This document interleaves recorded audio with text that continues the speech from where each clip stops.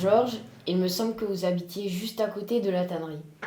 Comment la tannerie était-elle perçue par les habitants à proximité? Oui, donc j'habitais dans la ruelle à côté, dans ma jeunesse. Et il faut dire déjà que presque la moitié des habitants de la rue Brune travaillaient chez Degerman. Donc, même s'il y avait des embêtements de l'usine, on ne disait rien. C'était le gagne-pain de ces familles, hein. Presque la moitié des habitants de la rue Brune travaillaient chez Degerman. Mais il faut dire que les jeunes comme moi, qui ne travaillaient pas encore, moi, c'était les odeurs et le bruit. Faire une grasse matinée jusqu'à 8 heures, impossible, puisque le commencement du travail, c'était à 5 heures. Et à 5 heures, toutes les machines qui démarrent en même temps. Et les ouvriers qui avaient chaud dans certains trucs, ils ouvraient les fenêtres, c'est normal. Et ça accentuait le bruit. Donc, toute la rue Brune, c'est tous des lève-tôt. Parce qu'ils ne pouvaient pas rester faire la grasse matinée, ce n'était pas possible. Est-ce que vous pouvez un petit peu nous expliquer comment vous êtes arrivé dans Ben, cette entreprise et dans ce métier? Comment je suis rentrée dans mon entreprise? C'est grâce à mon père, qui était déjà un contremaître à la tannerie. Et j'avais travaillé à la Capla. Et puis, c'était un moment où il y avait des licenciements. Et papa, il a dit, écoute, ils embauchent, est-ce que vous ne voulez pas venir? Bon, on avait dit, je suis rentrée avec ma sœur. On était deux filles à rentrer. C'est sûr, on était toutes jeunes, 18 ans, hein, 17 ans, et puis c'était pas si facile pour rentrer là-dedans, mais ça s'est bien passé quand même. En quoi c'était pas facile? Ben, il y manque avait d'hommes? déjà beaucoup d'hommes. Alors, en tant que jeune femme, c'était pas si évident. Et ensuite, les peaux étaient quand même assez lourdes. Et le travail, c'était plus ou moins un travail d'homme. Il fallait quand même avoir de bons bras, une bonne force. Ouais. D'accord. Et donc, votre premier poste de travail chez C'était Degerman? on était à la machine à pigmenter. On a pris des pots qui arrivaient et il fallait les mettre sur des chevalets. Et il y avait différentes couleurs. Bon, au début, il n'y avait que du noir, du bordeaux, on avait du rouge et du bleu. Après, bon, ça s'est évolué, c'est sûr, mais... Oui, en 45 ans de 45 carrière, vous ans avez de vu carrière, des changements oui. au niveau Voilà. des produits que vous Ouais, proposiez. et bon, après, il y avait des changements de poste. Et puis, un beau jour, le chef, Monsieur Fischer, il a dit, toi, tu pourrais t'organiser pour te mettre à la machine, pour profiter, pour contrôler la machine à pigmenter. Alors, bon, j'ai essayé pendant 8 jours. Il a dit, écoute, ton poste, c'est bon, tu continues ici. Et j'ai travaillé pendant 25 ans. Il y a des pistolets qui pistolettent les pots. Et après, c'est un séchage où il y a le tunnel. Et à la fin, il y a une personne qui récupère la peau. Voilà. Et donc, votre travail, c'était de vérifier? De vérifier, de mettre la couleur dans des cuves, d'alimenter les pistolets et de faire fonctionner, et faire des essais tout d'abord pour voir pour le coloris, si le coloris est exact. Et donc, après quelques années, Après vous quelques êtes années, il y avait Jean-Georges. devenue magasinière de l'entreprise. Oui, et je suis restée jusqu'à la fin de ma carrière. Combien d'années au magasin? À peu près 15 ans quand même. D'accord. Oui. Qu'est-ce qui vous a conduit à vous orienter vers le métier de la tannerie et comment vous êtes entré dans l'entreprise Degerman?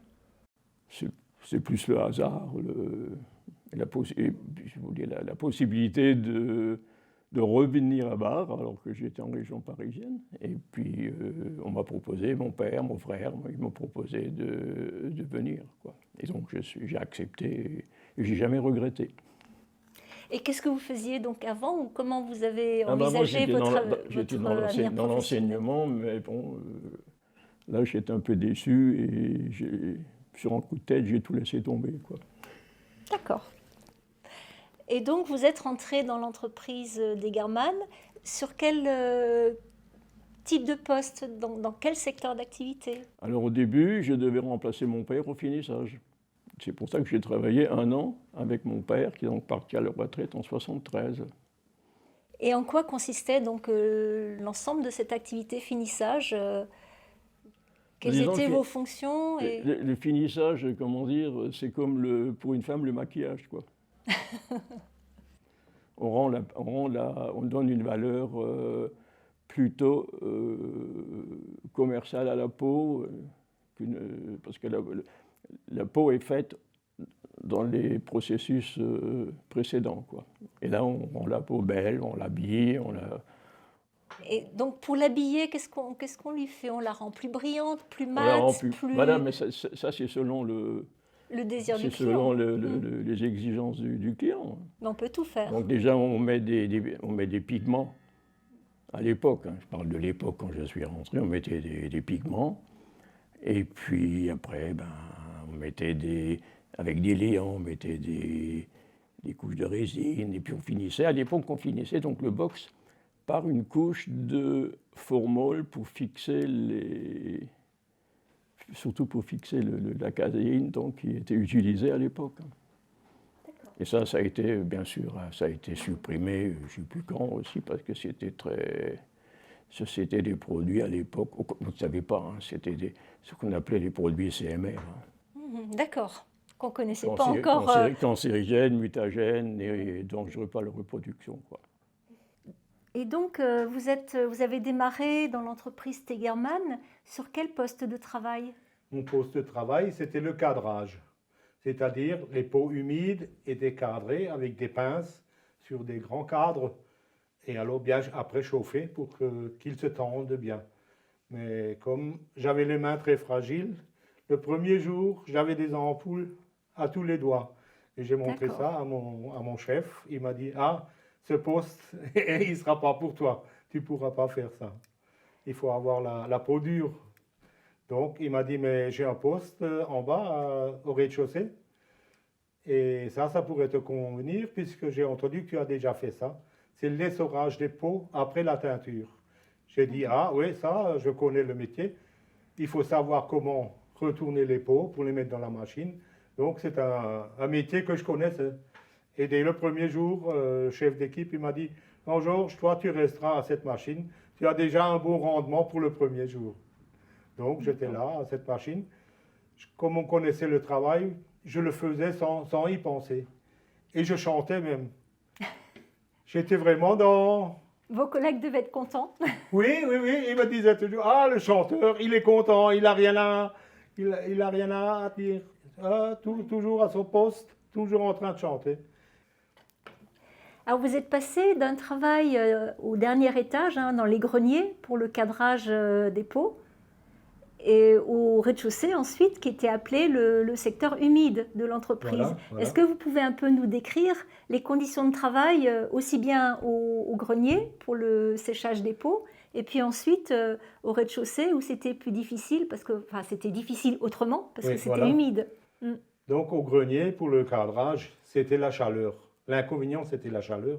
Donc on avait 45 degrés, même au mois de juillet.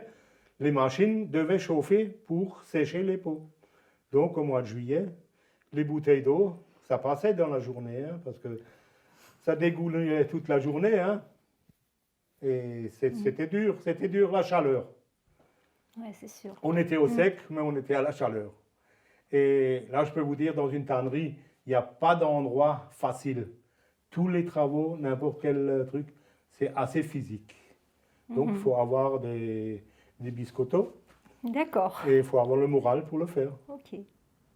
Et donc après, au rez-de-chaussée, c'était le secteur dit humide.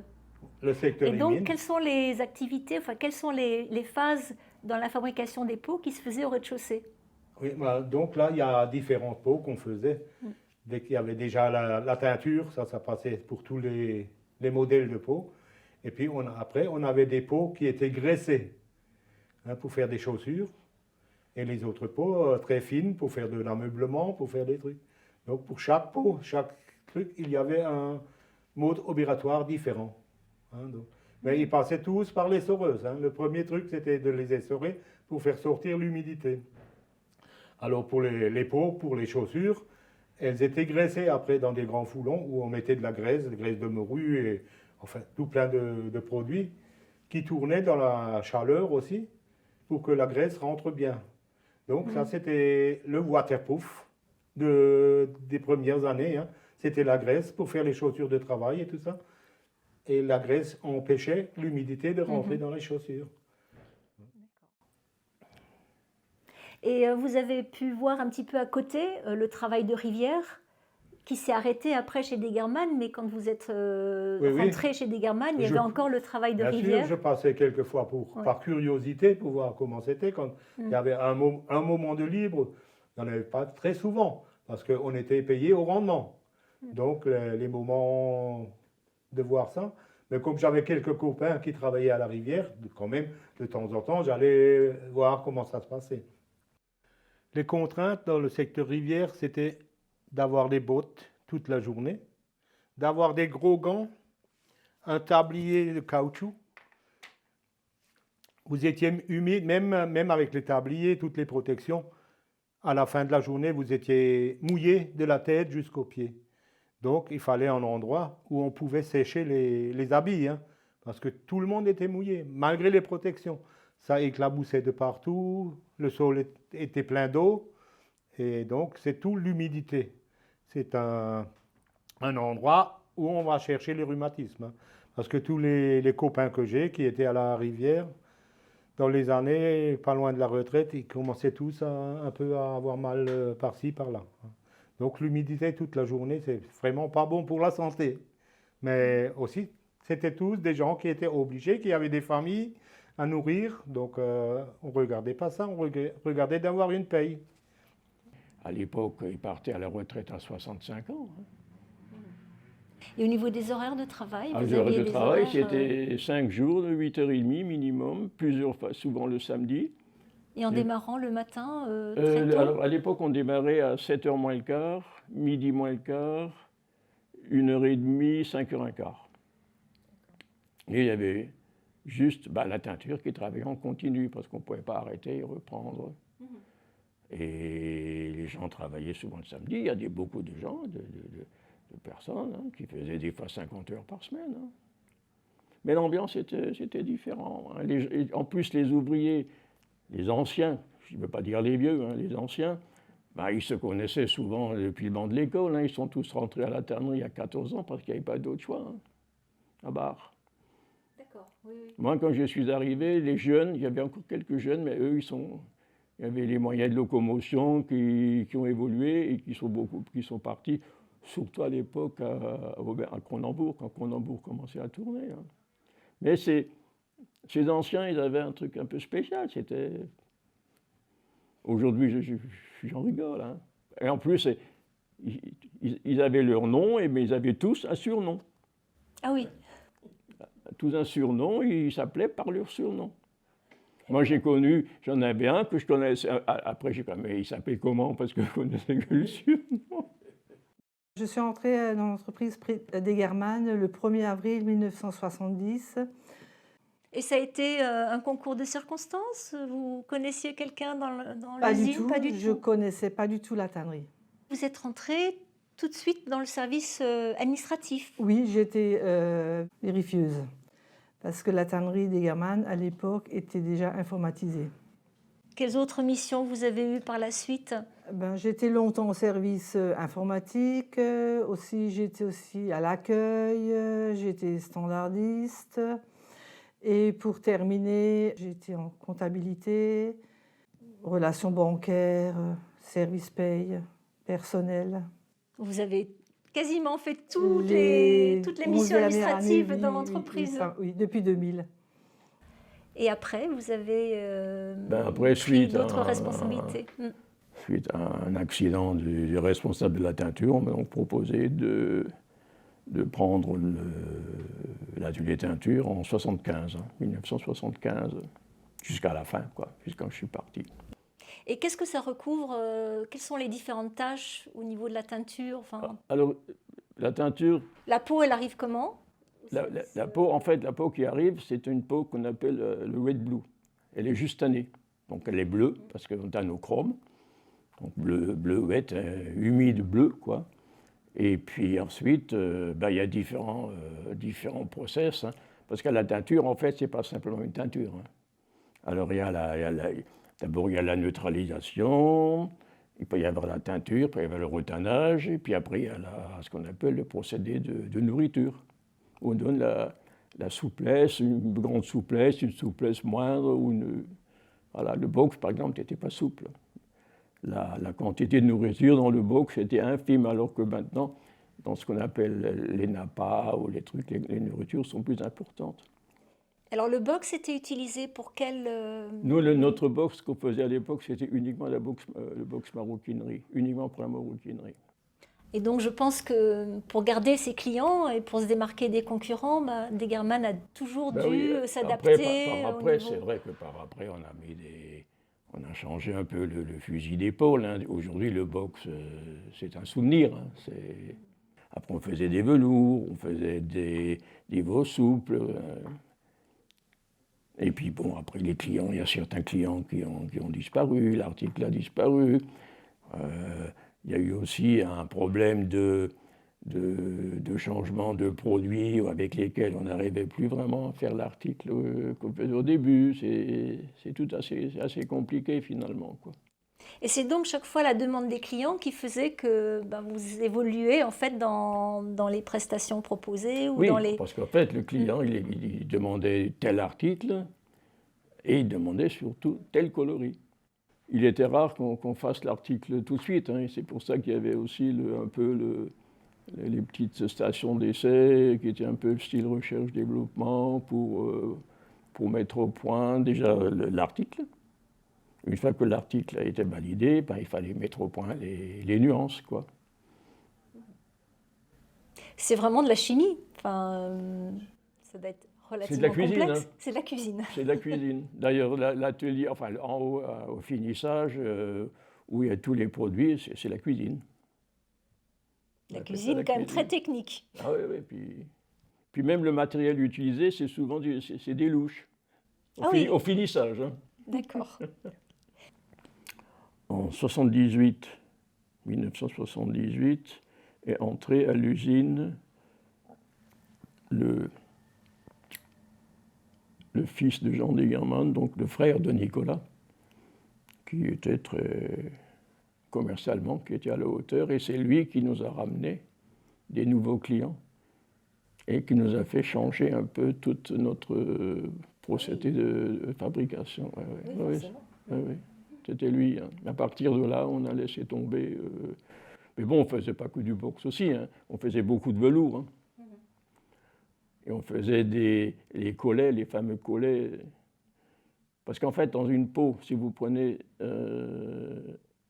Il y a le veau, et avant, il y a le bovin, qu'on appelle la vache. Bon. Et c'est dans les abattoirs, ils crouponnent les peaux. C'est-à-dire, d'une peau, on va sortir le haut, qui va être le collet. On va sortir deux côtés, qui vont être les flancs, et il va rester le croupon. Et dans le temps, il y a très très longtemps, on faisait les ballons de foot avec les croupons, parce que c'était la partie la plus costaud de la peau. Et donc, après votre travail dans la partie rivière, à l'essorage, vous avez intégré un poste en tant que magasinier. Oui. Et donc, vous faisiez le tri des pots. Et comment ça se passait, ce tri des pots? C'était selon quels critères? C'est des critères de beauté de la peau. Et sur chaque peau, on trouve toujours un défaut. Si on veut vraiment aller dans le fond, il y a des peaux qui ont des trous, des acariens, ou alors dans le temps, il y avait encore les fils de fer barbelés. Donc les peaux étaient éraflées et ça prenait de la qualité de truc. Et chaque client avait ses critères. Il y en a qui étaient plus ou moins difficiles sur les griffures, d'autres qui ne voulaient pas de trous dans la peau. Et c'est d'après ces critères. Quand on est dedans, dans le système, on apprend.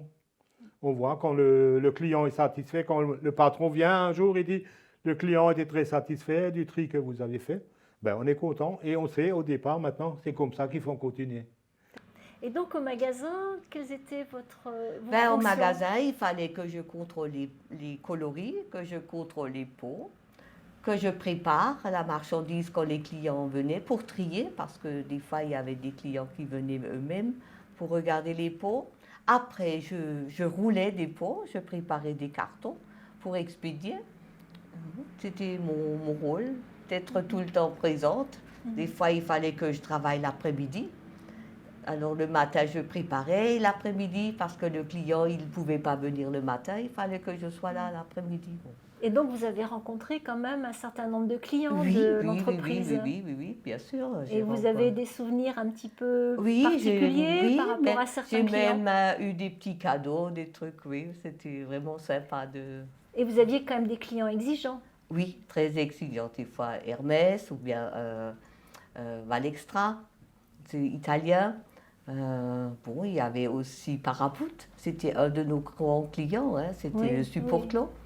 Et c'est vrai que... Et alors, quelles étaient leurs exigences? Qu'est-ce qu'ils Ben, voulaient après? ce qu'ils voulaient de la qualité, ils ne voulaient pas que des pots ou des taches ou bien des rayures. Ils étaient vraiment...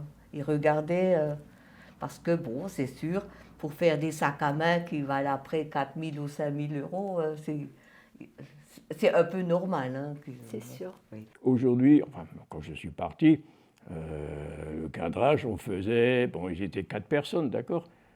Sur la machine, ils faisaient en 6 heures. Ils faisaient la même production que dans la semaine sur les anciens cadres, là où on tirait, quoi. Et en plus, maintenant, c'est même plus les gens qui tirent, c'est les panneaux sur la machine qui s'écartent, quoi. Oui, bien sûr, on facilite le Comme ça, travail. il y a eu aussi, par exemple, le palisson, quand on assouplit. Il y a une personne qui alimente, une personne qui récupère, alors qu'avant, on avait les palissons à mâchoire, qui étaient dangereux d'ailleurs. Il y a eu une évolution du matériel et il y a une évolution des produits. J'imagine quand même qu'en 40 ans, les techniques de fabrication ont dû évoluer Bah oui, pas bah, mal.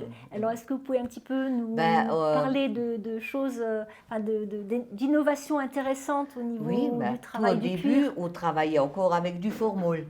Pour la fixation, il fallait passer avec du formol et ça, c'était vraiment désagréable. Si tu passais 3 chariots, il y avait chaque fois 60 pots sur un chariot. Pour respirer, c'était pas évident. Hein, Après, avec la norme européenne, tout ça a été enlevé. On n'avait plus le droit de travailler avec du formol ni avec de l'ammoniac. Tout ça, ça a été C'était en interdit. quelle année, ça? Ça, c'était avant les années 2000. Hein. C'était en peut-être 98 ou 95, oui. Après, c'était que du... Il y avait pratiquement plus de solvants. Il n'y avait que de l'eau à l'eau et tout ça. C'était dilué. Avant, c'était beaucoup de solvants. Ça devait être pénible de... Ah parce ben que oui, vous pour la les- respiration et tout ça, c'était pas facile. Surtout quand il faisait chaud. Alors, vous avez dû voir les conditions de travail évoluer au fil des années. Est-ce que vous pouvez nous en parler Oui, les un petit peu? conditions, oui. Parce qu'au début que je suis venu, donc, surtout à la teinture, hein, donc j'avais 3 ouvriers, et ça c'était en 75, et le dernier de mes 3 ouvriers est parti à la retraite en 91. Hein. Il était quand même 16 ans, et les autres aussi. Hein. Les conditions étaient différentes, hein, et on travaillait, l'horaire normal à l'usine était de 42h30. Minimum, ce qui représente aujourd'hui, par rapport à aujourd'hui, un jour de travail de plus par semaine. Hein. Puis il y a eu l'évolution, avec cette évolution, il y avait tous les rejets à la rivière. Je ne sais pas, Maurice, si toi, tu te souviens des fois l'odeur au pont de la Kirnec, c'est quand on vidait 2 bains, qu'on ne devait pas vider, les gens vidaient ça ensemble, ça partait à la Kirnec, au pont de la Kirnec, que tu sentais, ça sentait l'œuf pourri. Hein. Comment est-ce qu'on a essayé de limiter progressivement la pollution de la rivière? Puis les réglementations sont arrivées quand même assez tardivement. Oui, mais je pense qu'on a quand même commencé dans les années, je dirais, fin des années 70 quand même. Hein. Et là, on a tout de suite vu les résultats positifs Pas tout de suite, au niveau... non, parce que bon, ça a quand même duré un moment, parce qu'en fait, il fallait mettre une station d'écromage, traitement des eaux, faire des bassins, c'était pas évident. C'est des grosses installations. Ouais. Et un jour, j'avais vu un ouvrier à la rivière, je ne sais plus pourquoi j'y suis allé, pendant la pause, enfin pause de midi, pause officieuse, il était à la fenêtre de la rivière en train de pêcher, il a chopé des truites. Donc il y avait de nouveau des truites sous l'usine. Super. Qui était bon signe. Ce qui était un très bon signe. Ouais. Et ça, c'était en quelle année? C'était à la fin de... Je pense que... Attendez, c'était Charlot, c'était le dérailleur qui est parti. Je pense que c'était dans les années 95 par là. Quand vous êtes rentré chez Degerman, il y avait combien de salariés? Oh, je pense une centaine. Et à la fin 35. Entre 35 et 37. D'accord. Et donc tout ça, c'était lié à l'automatisation, aux nouvelles machines. Oui, et puis la conjoncture. Et la conjoncture. Voilà. Ok. Mhm. Donc, comme j'ai dit tout à l'heure, la direction était toujours à l'écoute des salariés. Donc, et puis, il y avait un respect.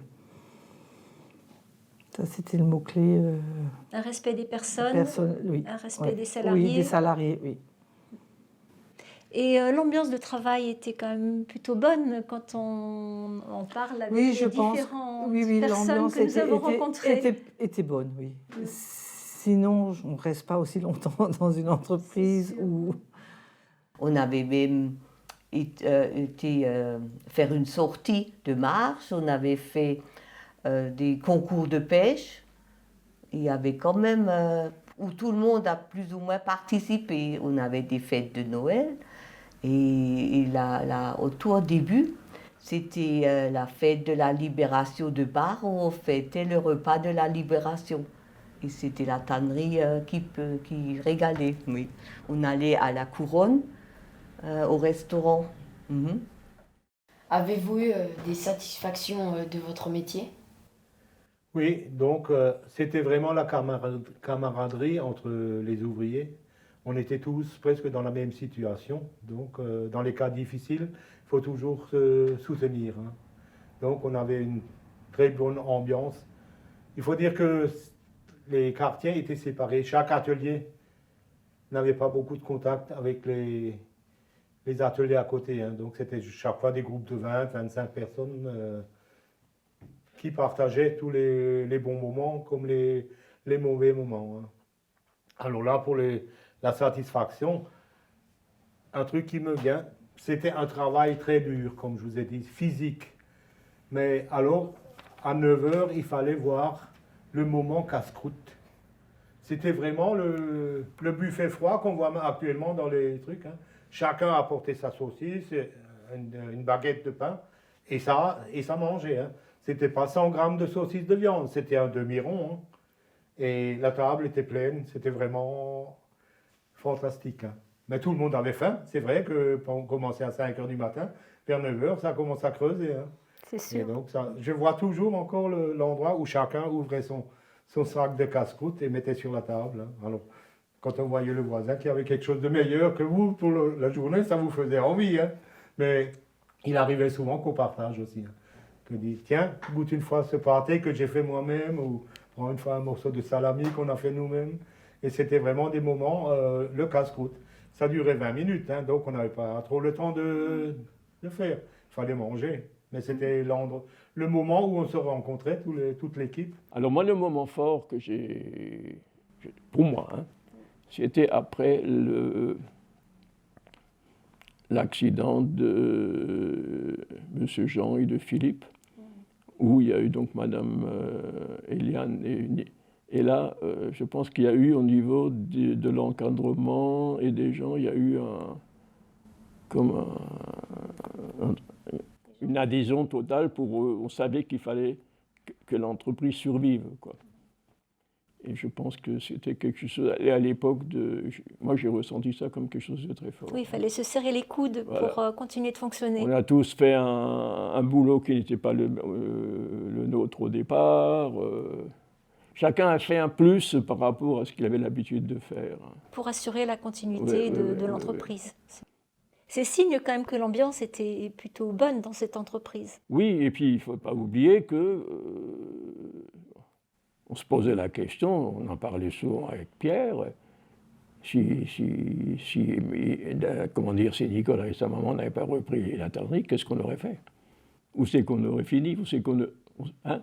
Oui, il y avait quand même beaucoup de salariés qui Ah bah dépendaient oui, de, nous, à l'époque, la il y avait survie pas de mal cette monde, hein. Nous, entreprise. on était tributaires, là, on savait pas trop. Non, on savait qu'il fallait faire quelque chose pour ne pas se retrouver sous le carreau. Hein. C'est sûr. Et si c'était à refaire? Ben, j'irai de nouveau à la tannerie des Germanes, avec les mêmes dirigeants, les mêmes, voilà. Je n'hésiterai pas une seconde, je y retournerai avec grand plaisir. Tu sais, moi j'étais toujours bien dans mon entreprise, j'aime le cuir. C'est une matière très noble et avec la famille Degerman, moi je me suis toujours bien. C'était donnant-donnant. Le patron avait besoin de moi et moi j'avais besoin du patron, tu vois. Et moi j'ai toujours aimé travailler dans la tannerie.